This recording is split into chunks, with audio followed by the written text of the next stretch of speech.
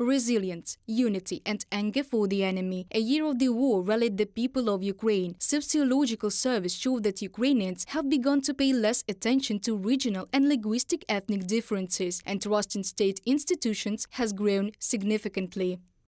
Ukrainians have always been critical, even super critical, of the state and its institutions. Now, when people realized that they could lose it, they began to appreciate it more. Their attitude to power authorities has also improved significantly. The cohesion and unity of our society has grown. Regional and linguistic ethnic differences in people's views have radically decreased. For example, before the war, there was a large difference between the regions in relation to the independence of Ukraine. In 2014, it decreased, but remained significant. Volodymyr Panioto, Director General of the Kyiv International Institute of Sociology, in an interview with RBC Ukraine.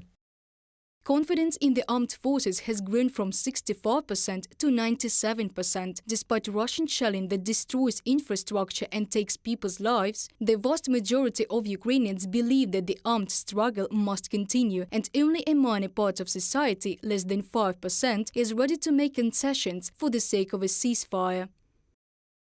At the same time, the population was mobilized to fight the enemy. Mutual aid and the volunteer movement grew. According to our October poll, the majority of Ukrainians, 60%, feel as a part of the national resistance. Another 32% feel at least partially involved in the resistance to the enemy, and only 4% of respondents do not feel as a part of the resistance to the enemy. Volodymyr Panioto, Director General of the Kyiv International Institute of Sociology, in an interview with RBC Ukraine. Ukrainians began to massively join the volunteer movement. They help both the military on the front line and people from the recently de-occupied territories. We love Ukraine. We live on our own land, so we will not give up. Our girls have lost everything. They lost their homes, businesses. They were left without anything. But they did not lay down their hands and continued to work. They have been helping other people since the first day of the war. And they also collect money to fight the enemy. The record gathering of volunteers for Bayraktar TB2 strike drones. Ukrainians collected $15 million in just 3 days. This is a project about how cool Ukrainians are, a project about dignity. This is a project about how we have proved to ourselves and to the whole world that there is nothing impossible for Ukrainians.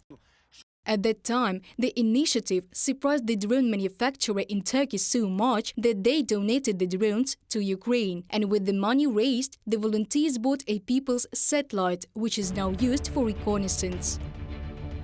During the year of a full-scale war, Ukrainians have changed their attitude not only to internal processes, but also outside it. According to the latest opinion polls, a record number of Ukrainians support the association with the European Union and NATO.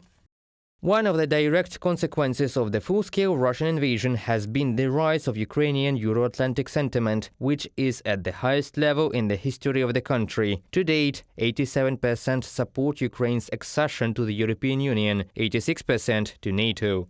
From the report of the sociological group Rating.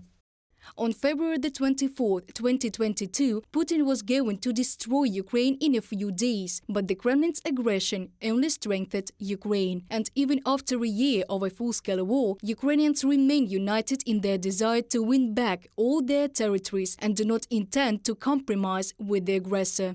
Reported by Diana Kolesnik, Ksenia Barvinenko, UATV News.